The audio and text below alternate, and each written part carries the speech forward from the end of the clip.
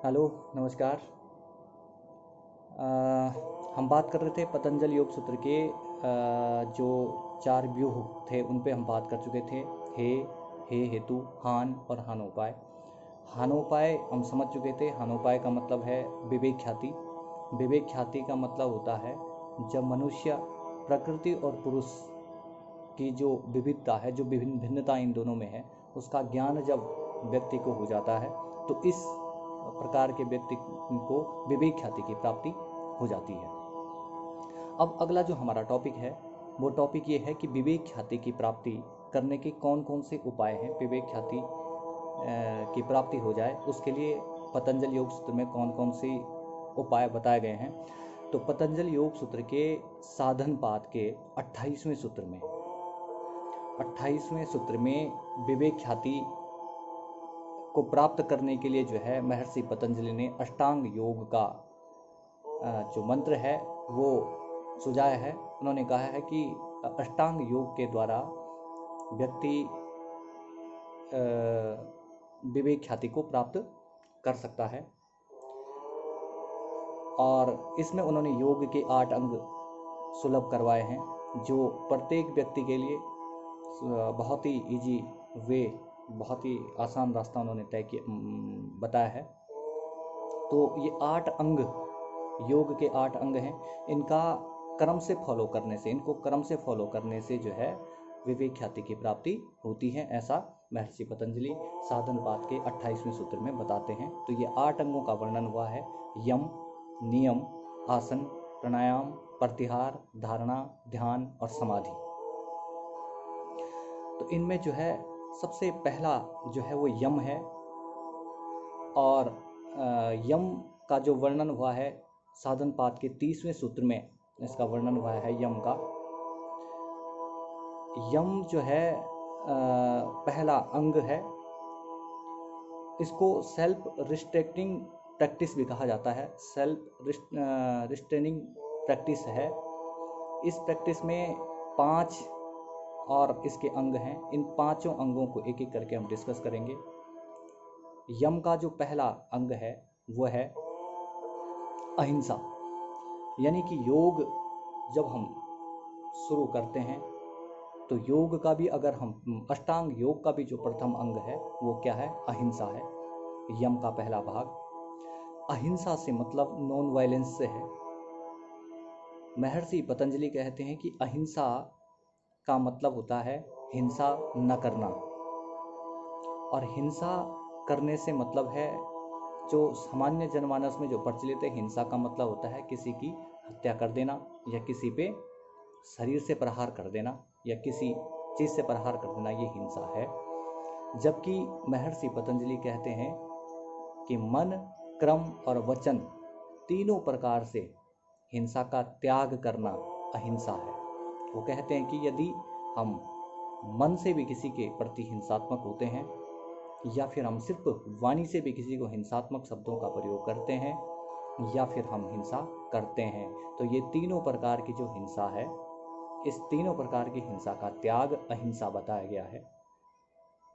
और इसके सिद्ध होने पे, अहिंसा का सिद्ध होने से, जब व्यक्ति अहिंसा का पालन मन, क्रम और वचन से करता है, तो महर्षि पतंजलि कहते हैं कि ऐसे व्यक्ति पर जो हिंसक जीव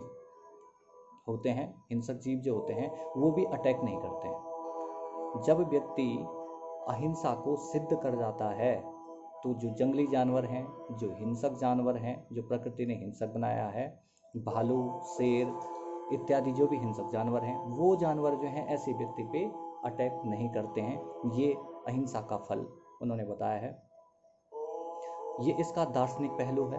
और इसी के अगर हम वर्तमान पहलू की बात करें, अहिंसा, तो अहिंसा एक मानसिक प्रक्रिया है।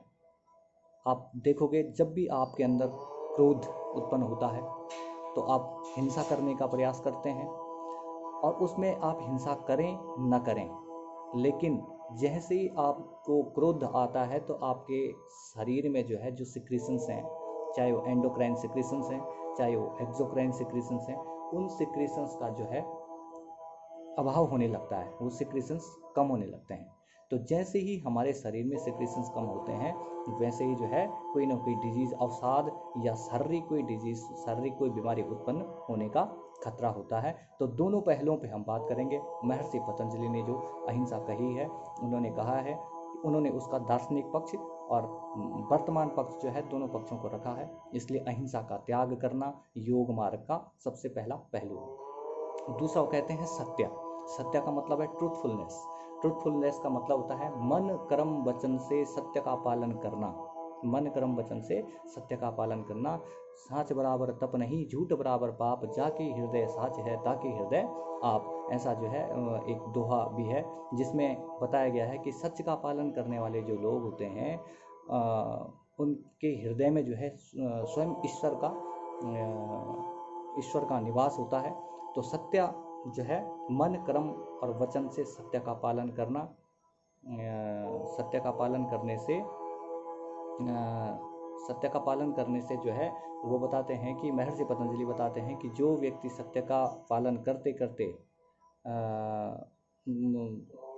इसको सिद्ध कर जाता है, इस सीढ़ी को सिद्ध कर जाता है, तो ऐसे व्यक्ति में जो है आशीर्वाद देने का, श्राप देने का और इस तरीके की जो पद्धतियाँ थी, जैसे किसी को श्राप दे दिया या किसी को आशीर्वाद दे दिया और वो सिद्ध हो जाए, तो इस तरीके की क्षमता उत्पन्न हो जाती है सत्य से।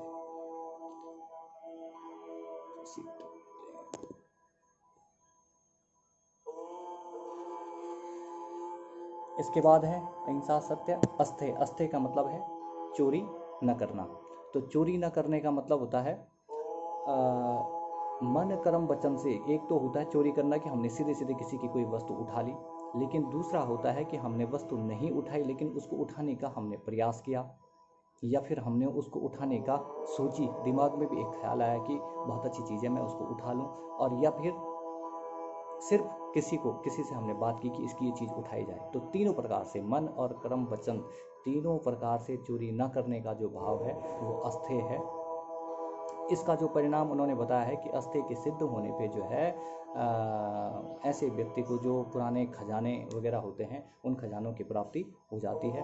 तो सबसे पहला है अहिंसा सत्य अस्तेय। फिर है ब्रह्मचर्य। ब्रह्मचर्य पे हम पहले भी बात कर चुके हैं। ब्रह्मचर्य का मतलब होता है प्रत्येक स्त्री में जो है मातृत्व भाव उत्पन्न करना।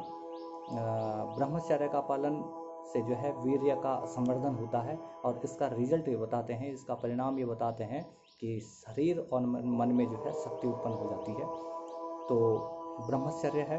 ब्रह्मचर्य का मतलब है मन कर्म वचन से जो है प्रत्येक स्त्री में मातृत्व भाव उत्पन्न कर देना और वीर्य का संरक्षण करना। तो ये है ब्रह्मचर्य। और अपरिग्रह का मतलब है संचयन न करना, क्योंकि आज वर्तमान समय में जो है अपरिग्रह यानी कि संचयन करने का जो प्रोसेस है बहुत तेज़ी से लोग कर रहे हैं, अपने लिए नहीं बल्कि आगे की 7 पीढ़ियों तक के लिए लोग जो है संचयन पे विश्वास रख रहे हैं। तो अत्यधिक संचय न करना, सिर्फ जो मूलभूत आवश्यकताएं हैं जैसे रोटी कपड़ा मकान, इन मूलभूत आवश्यकताओं के अतिरिक्त जो अनावश्यक चीज़ें हैं उनका त्याग करने की वो बात कहते हैं।